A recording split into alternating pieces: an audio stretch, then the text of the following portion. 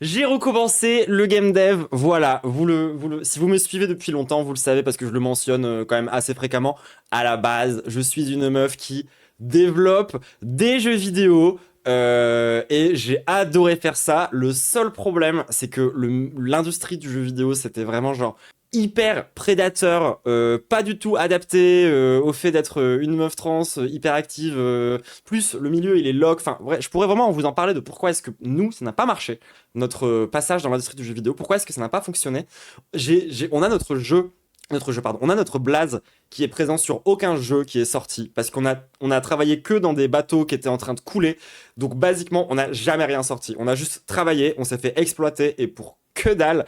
Donc, pendant un bon 2-3 ans, j'avoue que j'avais un petit peu de mal à me remettre à ces histoires-là. J'avais relancé quelques projets à droite à gauche de temps en temps pour le kiff. Et il s'avère que la semaine dernière, j'étais malade et du coup j'avais du temps libre, ce qui m'a permis de comprendre plusieurs choses. Déjà, mes streams sont trop lents, je fais trop de contenu, il faut que je ralentisse, je suis clairement en surmenage, c'est un problème.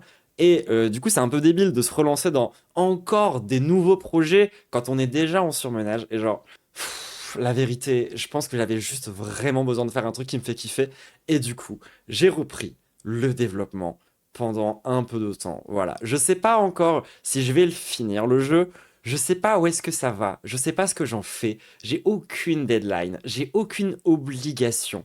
Je fais ça sur mon temps libre parce que ça m'amuse. Et quand je fais un truc sur mon temps libre qui m'amuse, je me dis que je peux aussi en faire un peu de contenu. Donc, nous voilà. On va faire un peu de contenu du coup sur le jeu. Et quelqu'un dans le chat qui est en mode arrête de te chercher toi-même dans le chat, c'est un peu gaulerie. Et donc du coup, je vais vous parler un peu de mon projet. Voilà, je vais vous parler un peu de mon projet que j'avais abandonné, que je reprends, que je vais refaire, qui s'appelle Mecha Dino Magic Alien pour un tas de raisons. Mais surtout parce que ça fait MDMA concrètement et que ça me fait un peu rire.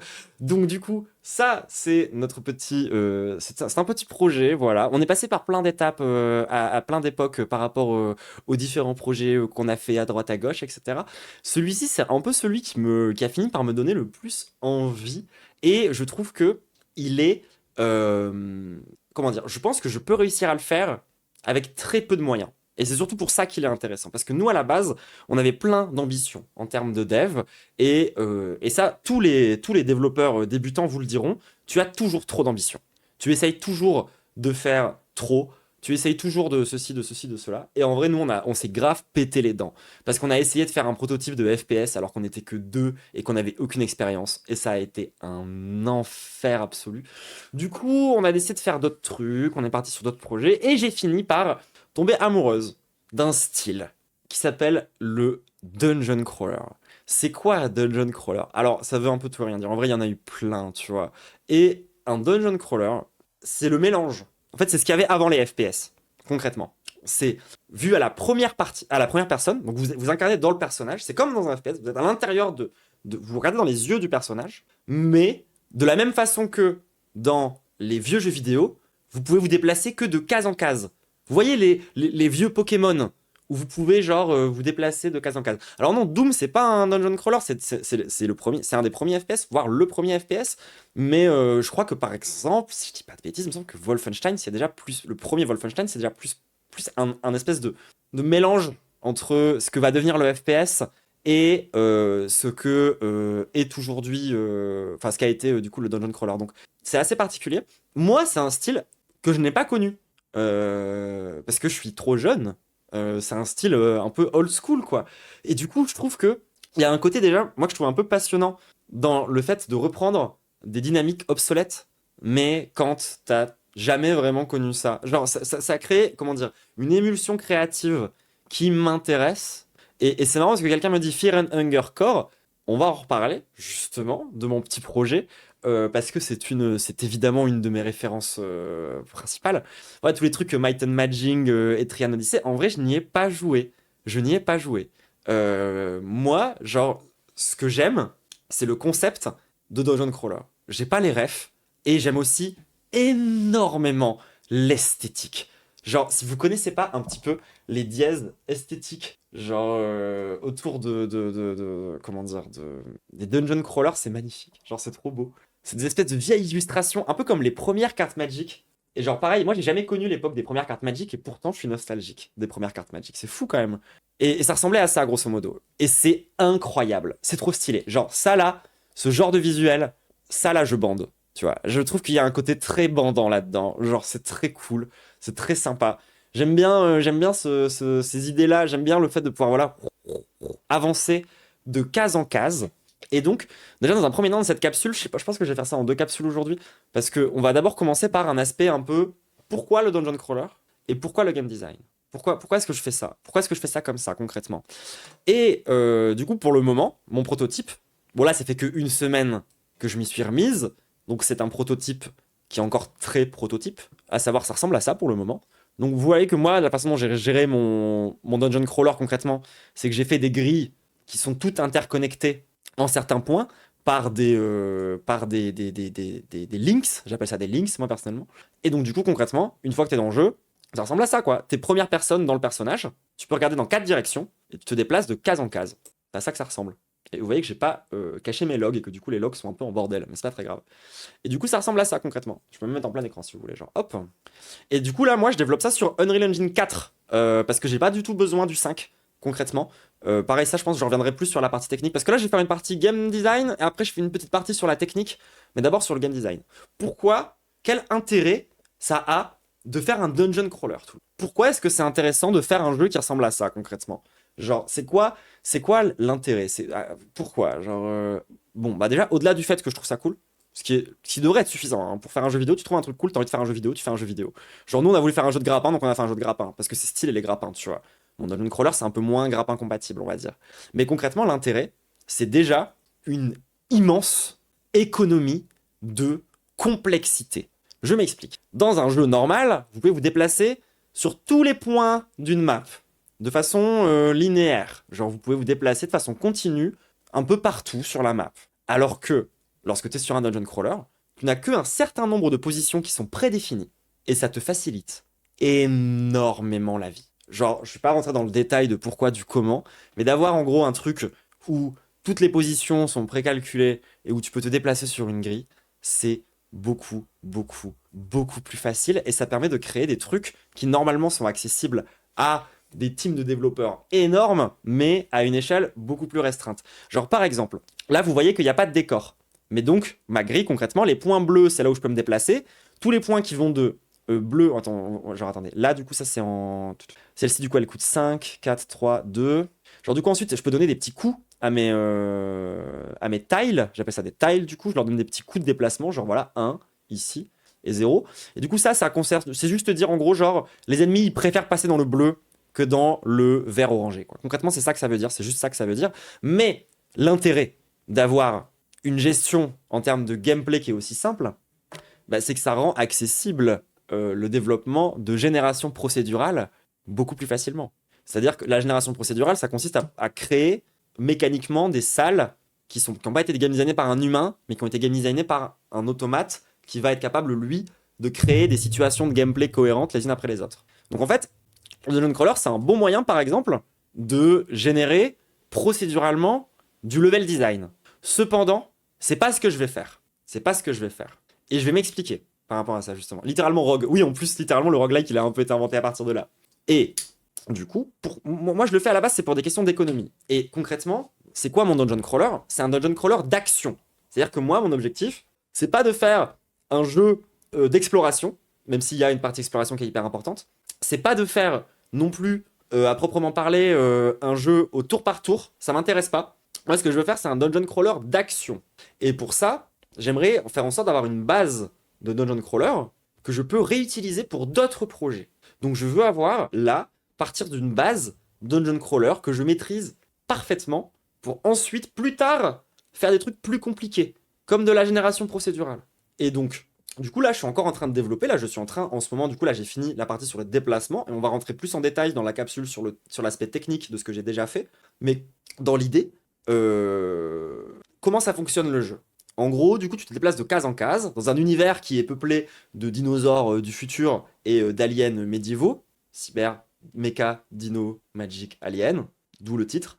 Même si en fait il y a d'autres peuples a priori dans le lore qui a déjà été pas mal réfléchi parce que c'est du coup je réactive le vieux lore qu'on avait réfléchi il y a 2 ans et c'est donc l'action. En gros ça marche un peu comme c'est un mélange en termes de fonctionnement entre les Souls et ouais Skyrim mais en dungeon crawler. C'est-à-dire que tu peux t'équiper sur chaque main de une arme différente. Pour le moment, je vais faire que les armes de corps à corps, mais l'objectif c'est qu'il y ait genre 4 à 5 types d'armes. Mais pour moi, ce sera que les armes de corps à corps. Comment ça s'utilise une arme de corps à corps? Dans le jeu, en plus d'avoir un séquençage spatial entre différents points, une grille sur laquelle tu peux déplacer, il y a aussi ce que j'ai appelé un action time qui est fixe. Ça veut dire que toutes les actions du jeu prennent le même temps. Donc, avancer d'une case à une autre, un action time. Se tourner, un action time. Et du coup, utiliser une arme, ça va prendre un certain nombre de action time. Par exemple, une épée de base, elle va avoir une charge qui sera de 2. Et donc, du coup, ça va demander 2 action time pour la charger avant de pouvoir attaquer. Et donc, concrètement, quand tu utilises une épée dans le jeu, je prends un truc plus grand, attendez. Tu utilises une épée dans le jeu, du coup, tu la tiens comme ça, et ça va faire genre 1 action time, 2 action time, 3 action time. Et du coup, les coups et les attaques, elles sont saccadées et pas animées. Ce qui m'évite de devoir animer des trucs. Parce que concrètement, du coup, à la première personne, tu vois juste ton épée qui flotte dans le vide, et l'animation de l'épée, de l'animation de l'attaque de l'épée, c'est juste un peu Cryptozoan Necrodancer. Mais alors vous allez comprendre aussi pourquoi est-ce que je fais ça comme ça, parce que ça me parle de Cryptozoan Necrodancer et ça me parle de Fear and Hunger. Vous voyez clairement où je veux en venir avec ces histoires. Mais bref, c'est pas important. Donc, action time fixe. Et c'est vrai aussi pour les ennemis. Ce qui fait que, donc non seulement du coup j'ai une énorme économie sur le personnage principal, parce que du coup pour animer une arme, j'ai juste à lui donner des positions. J'ai juste à dire t'es comme ça, puis t'es comme ça, puis t'es comme ça, puis t'es comme ça. Et c'est marre. L'arme, elle est animée. J'ai pas besoin de créer un modèle en 3D qui tient une main, qui a une animation idle, qui a une animation en attaque, qui a une animation en défense. J'ai pas besoin de tout ça. Tout ce que j'ai besoin, c'est... Et donc, je peux créer plein d'armes. Je peux créer, une fois que j'ai développé le système de base pour faire des armes dans mon jeu, je pourrais en faire plein. Parce qu'en soi, c'est juste des datas. C'est juste un tableur Excel qui donne des positions, des dégâts, des paramètres, des trucs du genre. Et donc, du coup, toi, t'as pas besoin d'animer le joueur. Et pour les monstres, c'est pareil. Les monstres, ils vont dépendre aussi d'un action time qui sera le même que le joueur. Et donc, le monstre, lui, pour le coup, c'est vraiment un modèle 3D skeletal classique. Skeletal, ça veut dire qu'il peut bouger. C'est l'inverse de statique. Et en gros, le monstre, quand il va faire une attaque, je vais lui dire t'es comme ça, puis t'es comme ça, puis t'es comme ça, puis t'es comme ça, puis t'es comme ça. Et du coup, pas d'animation. J'ai juste besoin de lui donner des pauses. Et du coup, entre chaque pause, il va juste faire et ainsi de suite. Et du coup, c'est comme ça que seront animés les monstres. Et ça, c'est une économie de baiser, genre. C'est vraiment, tu gagnes énormément de temps par rapport à ça. Alors pourquoi est-ce que je vous dis que c'est un mélange entre Skyrim et les Souls, entre autres? Parce que t'as un peu le système de double wielding que t'as du coup dans les trucs à la Skyrim, tu vois. Après, t'as aussi un peu ça dans les Souls de base, mais j'ai plus l'image de Skyrim en tête. Sauf que bon, tu peux utiliser qu'une seule arme à la fois, pour le coup. Et en gros, t'as aussi un système d'esquive. Donc en fait, quand l'ennemi il fait genre, là il y aura un indicateur qui dit, Tching, ça va attaquer. Il attaque. Si toi, au même moment, t'esquives du bon côté, bah, tu prends pas de dégâts. Donc en gros, c'est un peu un clin d'œil jeu de rythme dans lequel t'as genre. Et l'idée, c'est de faire un système de pseudo tour par tour, ou du moins de live tour par tour. Je m'explique. Ça fait que du coup, sans avoir de notion vraiment de tour par tour à proprement parler, quand deux ennemis se font face, ils vont pas commencer au même moment, parce que pour le coup, le action time, tu le déclenches quand tu veux. C'est-à-dire que, ok, ton action, elle va être limitée en mode mais tu la lances quand tu veux. Donc concrètement, quand t'as deux ennemis qui sont l'un face à l'autre, toi, admettons, tu vois, les actions vont s'enchaîner de cette façon-là en fonction de qui a attaqué en premier. Moi, du coup, je vais faire genre charger mon arme, l'ennemi va charger son arme, je vais charger mon arme, l'ennemi va charger son arme, je vais taper, l'ennemi va finir de charger son arme, j'esquive, l'ennemi attaque, j'ai réussi mon esquive, je reviens, je charge mon arme, l'ennemi recharge son arme, je charge mon arme, l'ennemi recharge son arme, je charge mon arme, l'ennemi attaque, j'ai oublié d'esquiver, je prends des dégâts, je perds ma charge d'arme. Et du coup, c'est un peu au tour. c'est pas vraiment du tour par tour. Mais le déroulé final, quand tu prends action par action de chaque ennemi, ça fait un ping-pong entre tac, tac, tac. Comme du KOTOR. Je crois que j'ai jamais joué à KOTOR, malheureusement. Mais du coup, ça, je vais le noter, parce que peut-être j'ai besoin de références pour ça.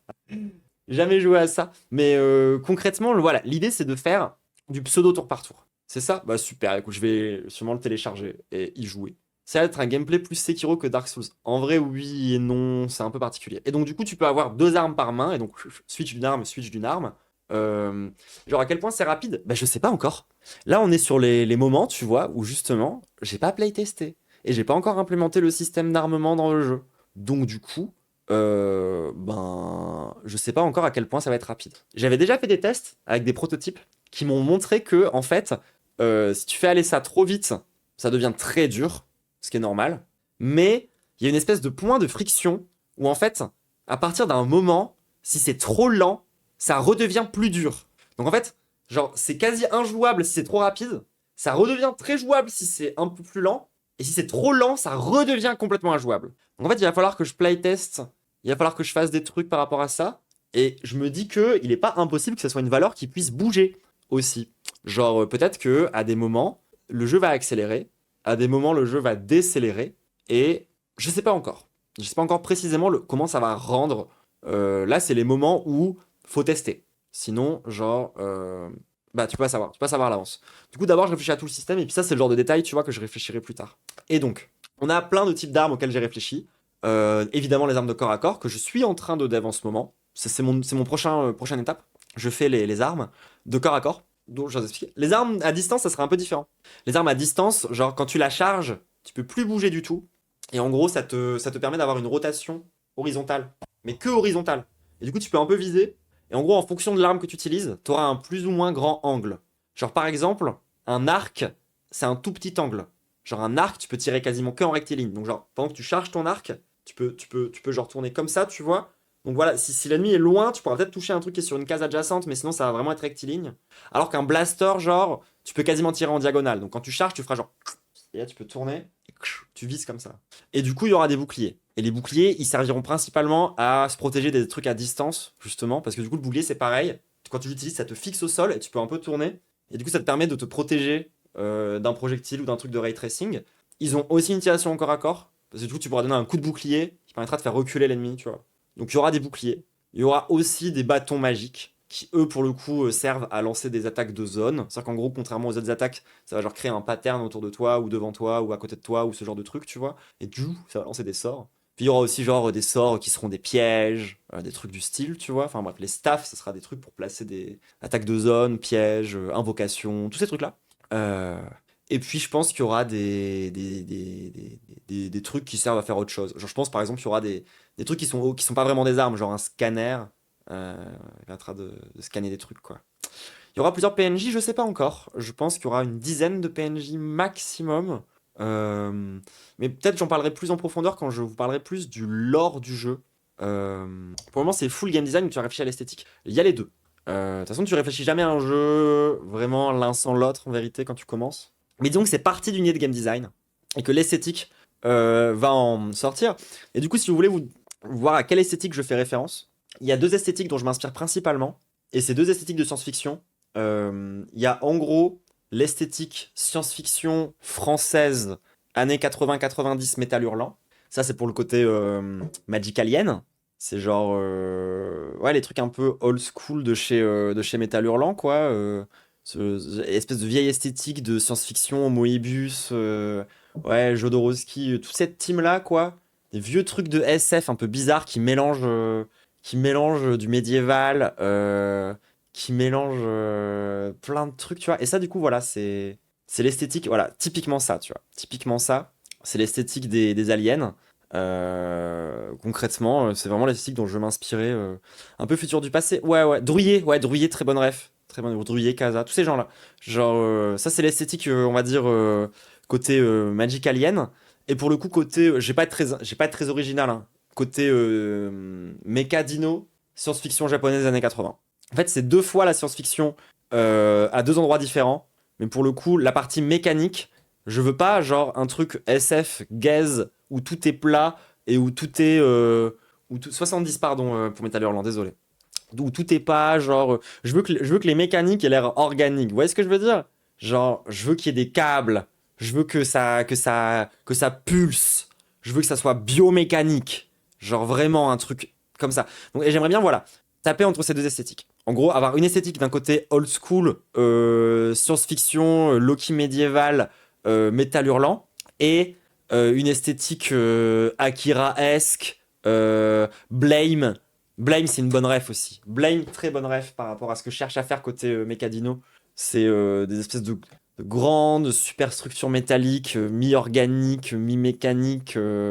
Genre, on est vraiment sur ces trucs-là. On est vraiment sur ces trucs-là. Et du coup, la société Alien, c'est une société féodale et esclavagiste, euh, entre autres. Et donc, très hiérarchisée. Très basée sur la naissance et sur le sang. D'ailleurs, c'est des suceurs de sang. En fait, c'est pas vraiment des aliens, c'est des gens qui ont moins de sang et du coup, ils ont la peau qui se. Et les mécadinos, pour le coup, eux, c'est un système de gouvernement qui est. Comment dire C'est prédateur. Les mécadinos, pour le coup, eux, c'est vraiment le néolibéralisme, mais vraiment dégénéré à base de prédateurs. C'est des cannibales, en fait, les mécadinos. Genre, le concept, c'est que si tu manges un autre dinosaure, tu manges sa force. Du coup, ils passent leur temps, en gros, à s'entre-dévorer, ce qui finit par créer des monopoles avec des chefs de guerre. Et donc, du coup, en fait, t'as d'un côté un côté très prédateur, chef de guerre, accumulation, capitaliste, cringe. Et de l'autre côté, t'as une société féodale qui est beaucoup plus basée sur les liens du sang, de l'hérédité. Et c'est deux dystopies, hein, concrètement, c'est deux dystopies. Et toi, dans ce jeu-là, tu incarnes une goule, comme dans tous mes projets. Si t'incarnes pas un squelette, t'incarnes une goule. Ça, c'est vraiment la règle de Diane. Et donc, du coup, mon personnage ressemble à ça, pour le moment. Alors, c'est un dessin pas terminé, hein, je vous préviens. Mais en gros, voilà. Oh, pourquoi ça fait ça? Le dessin ressemble à ça. Pour le moment, du coup, à quoi ça ressemble. Et je vous passe les détails du lore, d'autant plus que j'ai envie que vous le découvriez un petit peu. Mais concrètement, ça parle de divinité parasite. Euh, et toi, t'es un peu. Comment dire? T'es un envoyé. En gros, on va dire qu'il y a genre 5 espèces de divinités. Il y en a 4 qui font de la grosse merde, il y en a une cinquième, on sait pas vraiment si elle fait de la grosse merde ou pas, mais ce qui est sûr, c'est qu'elle vous a envoyé vous pour tenter de résoudre des trucs. C'est le début du jeu. Et donc vous êtes une goule. Du coup, vous incarnez une espèce de cinquième faction, parce que oui, du coup, les Magic Aliens, eux, ont asservi et esclavisé une population qui leur sert de travailleurs et de classe laborieuse, alors que les Mécadinos, eux, ont commis un et ont exterminé la quatrième, on va dire, faction du continent. C'est ça la différence qu'il y a entre les deux. Mais du coup, concrètement, il y a, on va dire, en gros, 5 factions, du moins 5 énergies, cinq éléments, dont 2 compris très cher, parce que les 2 autres sont des impérialistes dégénérés, entre autres. Donc ça, c'est pour les bases de l'histoire du jeu, concrètement. C'est pour les bases de l'histoire du lore, de l'esthétique. Et donc voilà, c'est une esthétique qui est très science-fiction core. La seule différence pour le moment, c'est genre le personnage principal qui, lui, pour le coup, émerge dans une espèce d'endroit qui a une esthétique vaguement aztèque avant de rentrer dans le dur de la science-fiction. Et pour le moment, c'est un peu les seules esthétiques que j'ai en tête. J'aimerais bien trouver une esthétique solide pour des sous-sols aussi, mais peut-être que ça viendra plutôt avec les prochains projets. Parce que voilà, un autre aspect important de ce jeu, de ce projet de jeu, c'est le fait que c'est un projet de jeu. C'est un premier projet de jeu. Et je vous l'ai dit, j'ai envie de faire une base solide pour développer d'autres trucs à partir de cette même base. Donc, dans un premier temps, ce que je vais faire, c'est faire un dungeon crawler. Tout simple. Level fixe, des zones qui sont interconnectées de la même façon qu'un Metroidvania. Voilà, quelques boss, entre 5 et 10 heures max pour le finir. Expérience avec un début, une fin, finito. Genre, je veux commencer par ça. Je veux faire un jeu simple. Où genre, une fois que le gameplay il est solide, le dungeon crawler il est solide, j'ai acquis genre toutes les compétences pour faire des dungeon crawlers, bah du coup genre je sais faire des dungeon crawlers. Et donc à partir de ça, à partir de Mecha Dino Magic Alien, j'aimerais faire d'autres projets. C'est-à-dire que je le vois vraiment pas comme un projet final, c'est un projet passion, mais c'est pas le jeu que je veux faire à la fin. Genre le jeu que je veux faire, le vrai jeu que je veux faire, c'est peut-être le deuxième, troisième, quatrième, cinquième jeu que je vais réussir à faire. Donc je commence par un truc raisonnable avec genre un nombre d'ennemis raisonnable, un nombre de boss et de situations de game design raisonnable pour faire un truc simple, une expérience finie, et donc du coup ensuite de sortir un truc voilà, qui fait une expérience qui est une petite expérience, voilà, un jeu à 5 euros quoi, un jeu à 4-5 € max, qui dure une dizaine d'heures, et où à la fin tu ressors en disant putain c'était bien, c'était cool. Et ensuite, j'aimerais faire d'autres projets. Par exemple, un projet que j'aimerais sortir après. Je compte le sortir où? Pour le moment, je pense que je vais sortir sur Steam et Itch.io, genre quelque chose comme ça. Peut-être, je sais pas, je vais voir. En vrai, ça dépend, hein, parce qu'en fonction de plein de trucs, tu peux trouver des contrats à droite, à gauche. Je vais pas rentrer dans les détails de la partie économique du projet, mais je vais faire ça toute seule. Mais c'est vrai qu'au bout d'un moment, je pense que je vais finir par payer des gens pour faire des trucs, hein. Je compte pas faire les modèles 3D moi-même. Je vais pas vous mentir. Je compte pas faire la plupart des FX moi-même, même si en vrai, je vais faire des FX moi-même parce que j'aime faire ça. Je compte pas faire le level design moi-même. Enfin, il y a plein de trucs que je compte pas faire moi-même. Donc, faudra que je revienne sur ces trucs-là plus tard. Mais en gros, genre, où ça sort, quand ça sort, quoi ça sort, tout ça, plus tard. Ah, le sound design, Scorch, je sais que je peux compter sur toi. Je compte compter sur toi. J'avoue, je sais très bien. Genre, j'y pensais même. Aujourd'hui, j'étais devant mon frigo, j'étais en mode, mais putain, c'est vrai que j'ai une solution pour le sound design maintenant, genre. Let's go. Let's fucking go. C'était vraiment un truc que j'avais pas. C'était vraiment un gros problème dans les projets d'avant. Donc je suis hyper contente, je suis hyper heureuse, je suis hyper satisfaite. Donc voilà, l'idée c'est je fais Mécadino Magic Alien. Le jeu est cool, sans être un chef-d'œuvre. C'est une petite expérience sympa qui permet d'expérimenter des trucs. Voilà. Si jamais j'ai aimé le faire, et si jamais, genre, c'était bien, bah j'en ferai d'autres. Et du coup, je vais faire d'autres dungeon crawlers. Voilà. Parce qu'en fait, tous mes projets, du coup, ça va être des dungeon crawlers. Pour des raisons très simples dev, c'est plus mon métier principal. C'est un truc que je fais sur le côté. Donc, il a fallu que je choisisse ma classe et j'en sortirai pas avant un bon moment parce que le seul moyen d'être forte en code, d'être forte dans un style de jeu, de réussir à faire un truc correct quand t'as aussi peu de temps que moi, ben, c'est de te surspécialiser. Et du coup, moi, je vais me spécialiser en dungeon crawler. Genre, pour le moment, je n'ai envie de dev que ça. Voilà. Peut-être de temps en temps, des petites game jams, des petits projets cœur, des petits jeux de grappin, des trucs du genre. Mais en attendant, je pense faire au moins 4 dungeon crawlers d'affilée si jamais je me remets vraiment au dev. Vraiment. Et du coup, le premier dungeon crawler que je veux faire, c'est ce jeu-là, Mécadino Magic Alien, j'ai déjà tout dit. Ensuite, j'aimerais faire un deuxième dungeon crawler qui s'inspire cette fois-ci de Crypt of the Necrodancer. Et vous m'avez vu venir avec ça, du coup. Crypt of the Necrodancer, si vous connaissez pas, c'est un jeu vu de dessus, à la Zelda, qui, en gros, est un jeu de rythme en même temps que c'est un RPG. C'est-à-dire que vous vous déplacez en rythme, tout est en rythme, basiquement, mais avec un côté RPG. Si je vous montrais, ce sera plus clair. D'ailleurs, il y a même eu un Zelda fait par les gens qui ont fait Crypt of the Necrodancer. C'est genre Rhythm of Hyrule, je crois. Parce qu'à la base, on est plus matrixé par les jeux de rythme que par les dungeon crawlers. Mais du coup, voilà, genre, ça ressemble. Attendez, non, les OST, on s'en fout. Je veux du gameplay. Je veux du gameplay. Je veux du gameplay. Ah, mais c'est parce que l'autofil a automatiquement mis OST tellement les gens sont baisés par l'OST du jeu. Ah, c'est grave. Cadence of Hyrule, pardon. Ça ressemble à ça. J'ai pas de son.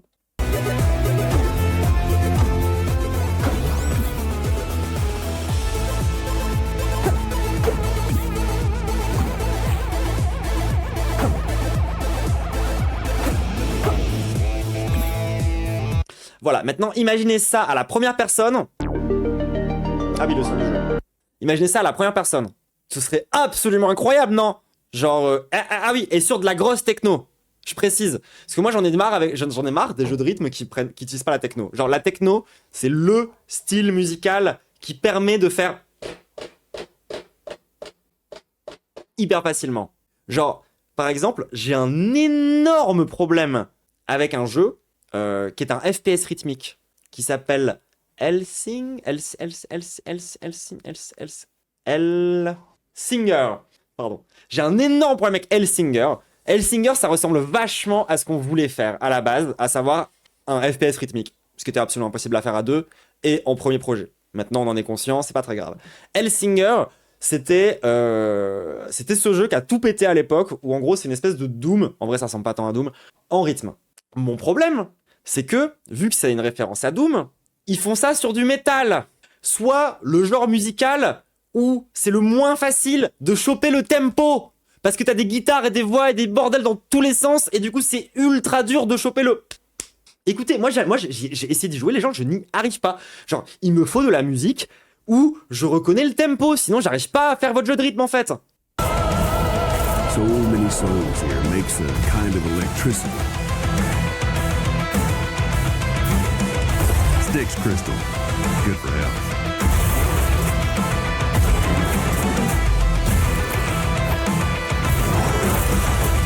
Ouais, il y a les glory kills et tout. Enfin, c'est vraiment genre, c'est vraiment doomcore. Mais moi, je n'arrive pas à caler correctement mon rythme sur ce genre de musique, alors que quand ça fait poum, poum, poum, poum, là, j'y arrive. Là, je suis concentré, tu vois. De toute façon, le jeu s'appelle MDMA, c'est pas pour rien. Et donc, le second jeu que je compte développer avec ce système de dungeon crawler, ce serait un espèce de dungeon crawler, ce serait une espèce de Crypt of the Necrodancer, mais à la première personne. Pourtant, c'est pas si compliqué. Oui, mais moi, j'ai du mal à écouter les gens, genre, juste, j'arrive pas à choper le tempo sur de la... Ah, j'arrive pas à choper le tempo, Ouais, Hi-Fi Rush, c'est sympa aussi, mais les gens, on a testé tous les jeux de rythme qui sont sortis à cette époque-là. Genre, vraiment, on a tout testé. On les a tous testés, tous. Et genre, les hybrides de rythmique gameplay, en vrai, genre, on n'aime pas tout. Mais en l'occurrence, genre, moi, ça, là, en mode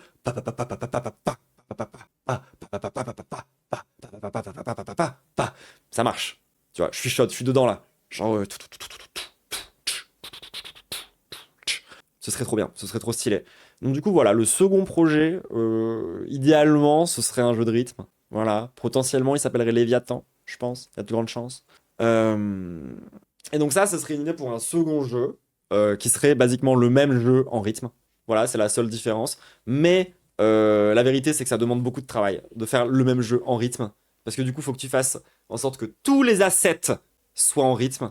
Que tu fasses en sorte que le rythme se voit en permanence. Parce que ça, c'est un autre truc qui est problématique quand tu fais un hybride rythmique.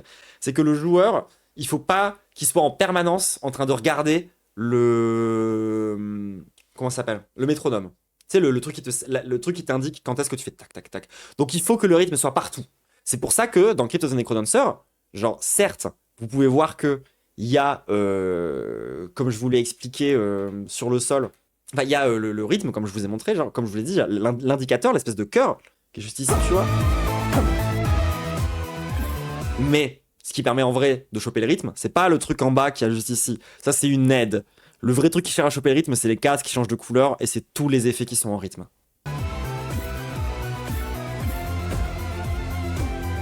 C'est surtout ça qui te permet de bien capter le rythme. Genre même les flammes, elles sont en rythme, regardez. Flamme en rythme, ennemi en rythme, tout est en rythme. Tout, Christine.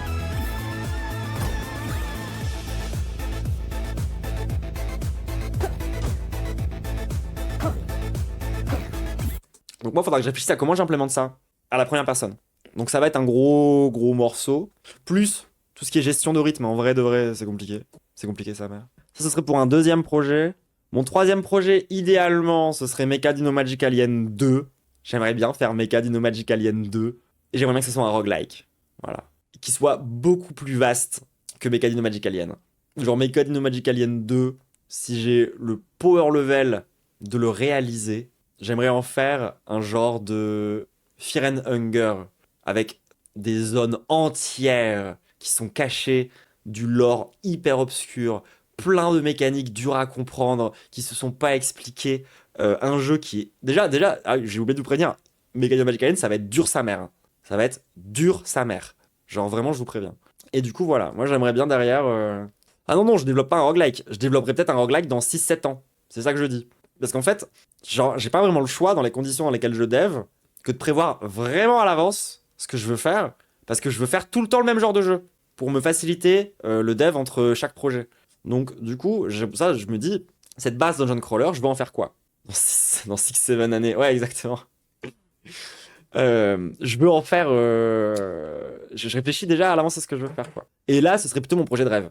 Le projet Fear and Hunger-esque. Oui, je connais Kenshi. En vrai, un Kenshi en Dungeon Crawler, ça ferait un très bon... Mecha Dino Magic Alien 3, mais on n'en est pas là du tout, quoi. Déjà, j'en suis même pas à faire le premier. Là, j'en suis à une semaine de dev sur un projet. Alors bon, c'est un vieux projet. Toutes ces idées-là, je les avais déjà avant. C'est des trucs qui sont dans ma tête depuis plusieurs années. Mais oui, en vrai, je suis inspiré par plein de jeux. Et de toute façon, le Dungeon Crawler, c'est pas un type de jeu. C'est pas un genre, à proprement parler. C'est c'est comme FPS, tu vois, genre, techniquement parlant. Bon, après, il y a le shooter dans FPS, mais en vrai, maintenant, on dit FPS pour tout. C'est un mode de gameplay, ouais, c'est un mode de déplacement, c'est une philosophie C'est comme si tu disais, genre, vue top-down. Est-ce que vue top-down, c'est un genre? Non. Ça veut juste dire voir depuis le ciel son personnage. Third person, ça veut juste dire tu vois ton personnage dans le dos. Bah, Dungeon Crawler, c'est un peu ça. C'est pas un genre, c'est une grammaire. C'est bien trouvé, ça. Et donc, voilà un peu le projet. Voilà un peu le projet dans son ensemble, dans comment est-ce que je l'ai pensé à la base, tous ces trucs-là, tu vois. Et je sais pas encore, je vous l'ai dit encore une fois, ce n'est pas mon métier, ce n'est plus mon métier. J'ai arrêté que ce soit mon métier. J'aimerais dev ce jeu-là sans devenir une patronne. Donc a priori, genre, je vais surtout bosser toute seule et faire appel à des freelances. Euh, et donc, et je sais pas quand est-ce que je vais, genre, je sais pas quand est-ce que je vais le finir. Je vais avancer dessus quand j'aurai le temps, mais je suis avant tout troublant acide avant d'être Diane, la développeuse de jeux vidéo. Et Troublant Tacite sera toujours prioritaire. Voilà. Je veux vraiment. En fait, ça m'a traumatisé les gens de bosser dans l'industrie. Ça m'a traumatisé. J'ai failli en mourir. Genre, c'est pour ça pour moi reprendre un projet de dev, c'est pas rien, genre. Tu vois. Et c'est pas une vanne hein, quand je dis que j'ai failli en mourir. Genre, la TS dont je vous parle tout le temps, les gens, ça a des liens avec ça. Donc, moi, je vois l'exploitation, comment ça peut te gratter à l'intérieur, genre. Donc, vraiment, c'est pas un petit move de me relancer dans un projet de dev. C'est important pour moi. Et en même temps, je crois que ça a toujours été une de mes passions, les gens. Genre, c'est vraiment, vraiment, vraiment trop bien de faire ça. C'est vraiment trop bien. Et là, je vais rentrer dans les aspects techniques juste après. Et je vais bander sa mère. Genre, vraiment, j'aime tellement réfléchir à la technique, réfléchir à comment on implémente des trucs, réfléchir au game design, le level design, réfléchir à tout ça. C'est bien, genre. Mais c'est dur de le faire dans les conditions actuelles du marché, de tous ces trucs-là, tu vois. Genre, c'est horrible. Donc voilà, ça c'est un peu l'épisode zéro du devlog. Je présente un peu le projet, je présente un peu ce que ça va être. Je crois que j'ai dit un peu tout ce que j'avais à dire. Le dev, c'est pas en télétravail, c'est toujours ultra problématique. Mais le dev en télétravail, ça peut aussi être un vrai PB, hein. Pour le coup, nous, on a vraiment fait beaucoup de télétravail et c'était vraiment dur. Parce qu'en plus de ça, les gens hésitent beaucoup moins à te parler comme un chien. Bref. Non, en vrai, le dev, genre tout court, c'est un enfer en ce moment. Du coup, voilà, maintenant que j'ai des revenus, est-ce que je vais créer une chaîne YouTube pour les devlogs? Je pense pas, non. Je pense que je vais publier ça sur ma chaîne à l'arrache. Sur ma chaîne, c'est déjà un dépotoir, genre je fous tout ce que je fais dessus, genre. Non, mais genre même quand je faisais des trucs Loki Let's Play, je les publiais là, bah les couilles, hein, franchement, genre... Il y aura une playlist, ça oui, vous aurez une petite playlist. Mais je vais pas faire une chaîne à part entière. C'est un projet troublant tacite, quoi, comme les autres. Enfin, à la base, c'était aussi un projet avec Lou. Mais je sais pas si Lou est très chaud de reprendre le level design, enfin le game design en règle générale. Enfin, le dev. Je l'ai pas posé la question encore parce que je me suis vraiment lancé sur ça quand j'étais malade et j'avais juste besoin de faire un truc. J'en sais pas plus. J'en sais pas plus. Ce que je sais, c'est que ça me fait vraiment du bien. Genre, de tous les trucs que j'ai fait ces 6 derniers mois, ça me fait vraiment du bien. Genre, je kiffe. Là, je suis encore dans la phase un peu obsessionnelle. Du coup, j'avance très vite. Euh, mais ça va se calmer, je pense. J'aimerais bien avoir un rapport un peu modéré au dev. Parce que le problème aussi, c'est que moi, du coup, j'ai toujours dev en burn-out. J'ai toujours dev en... Comment ça s'appelle? J'ai toujours dev en crunch. Du coup, je suis un peu trop habitué. Et en vrai, quand t'as dev quasiment que en crunch toute ta vie, crunch, pour ceux qui savent pas, c'est quand t'es développeur et que qu'on te fait surtravailler. C'est vraiment du surmenage, ça. Et bah, t'as du mal à travailler différemment. Donc, du coup, voilà, faut que je réapprenne à bosser de façon chill sur des projets de cœur. Et en vrai, il y a aussi de ça. Genre dans ce que je fais, au-delà du jeu. C'est-à-dire que là, je vous présente, je sais même pas si ça va sortir un jour. J'ai fait aucune promesse. Aucune. Vraiment aucune promesse. Juste, je travaille sur ça en ce moment. Du coup, de temps en temps, de façon aléatoire, vont spawner sur ma chaîne des devlogs. Voilà. En plus de mes projets de DJ, en plus de mes projets de vidéo, en plus de tout le reste, il y aura ça. Et en plus, plus j'aurai du temps libre, donc plus la fange, ça devient un vrai truc, plus j'aurai du temps libre et des moyens à allouer à ce genre de truc aussi. Donc en vrai, ça devrait bien se passer, quoi. Lis Chapoutot entre deux sessions. Alors, j'ai jamais lu de livre de Chapoutot, j'ai lu sa BD, que je pourrais critiquer d'ailleurs parce qu'elle a des trucs un peu bizarres dedans. Mais j'aime beaucoup Chapoutot. Si vous avez pas vu, c'est voilà, Reco qui n'a rien à voir avec le thème de la vidéo. N'hésitez pas à aller voir la série de vidéos sur Blast avec Chapoutot, elle est incroyablement bien. Vraiment, elle est cool. DJ, ça en est où? Il fallait être là au début du stream pour voir ça. J'ai des nouveaux visuels. Attends, j'ai appuyé sur mon bouton. Des nouveaux visuels, je disais donc. Stylé, non? Non, ça avance bien, ça avance bien. Là j'ai fini la partie visuelle, il me reste plus qu'à faire un vrai DJ set Et je pense que je pourrais commencer à chercher des soirées où je pourrais mixer. Et en vrai, genre, un truc qui me rassure sur tout ça, c'est que ouais, genre, potentiellement, dans le futur, plein de trucs que je fais maintenant en tant que troublante acide, ils vont être délégués, ou du moins, et puis on va aussi avoir une manager qui nous permet de, justement, de pas finir en burn-out, quoi. Ça va être ça le rôle de notre manager, c'est aussi genre de faire en sorte que je puisse dev sans être angoissé parce que je suis surmené, tu vois. Ça va être de genre faire en sorte que je puisse gérer tous mes projets en même temps sans que ça soit pour moi du surmenage. C'est à ça que ça sert un manager. Genre dans les métiers artistiques et créatifs, c'est à ça que ça sert.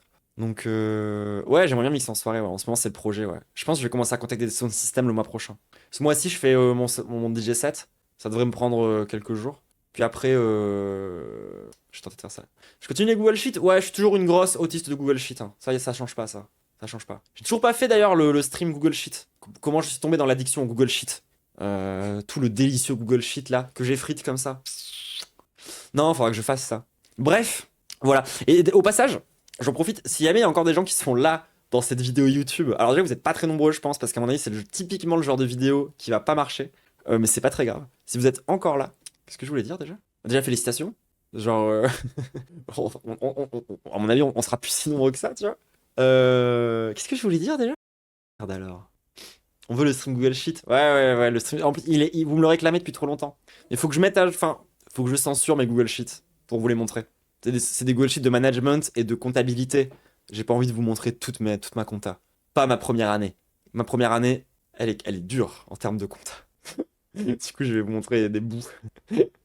Genre là, le mois dernier, c'était. Ah ouais. Ah ouais, le ban, il a. Plus le mois de, le mois de février, là, il est dur, ça va. Ah ouais, je suis pas dans le vert. Mais bon, ça viendra, ça viendra. En vrai, je suis pas dans le vert, mais en même temps, genre, la fange est grave dans le vert. Donc, en vrai, je suis dans le vert. Donc ça va. Mais bref, je sais plus ce que je voulais dire. Je sais plus ce que je voulais dire. Tant pis, on va conclure la capsule maintenant. Barrez-vous pas, les gens de Twitch, on va parler d'aspects techniques juste après. Je sais que ça a pas l'air super intéressant comme ça, mais moi, ça me passionne, donc je vais en parler, voilà. Je vais essayer de faire une capsule pas trop longue, pour pas, genre, voilà, vous allez voir, vous allez voir. Qui se YouTube, n'hésite pas à lâcher un commentaire, abonnement, pouce bleu, boost, partager. Partager, c'est sympa, mais c'est sympa de partager tout Plantacide. Pas que partager, c'est sympa. Faut avoir la ref. Et passe nous voir en stream, hein, tous les dimanches, mardis et jeudis à partir de 18-19h. Voilà, kiss. Watch me fly.